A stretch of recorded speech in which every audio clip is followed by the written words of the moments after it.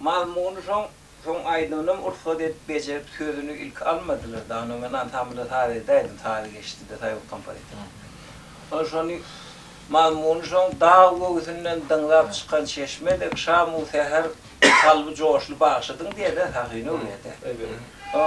Hatavi yokmuş doktorun çağırdın.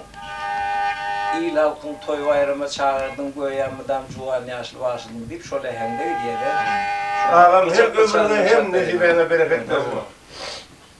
Bismillah. Yok.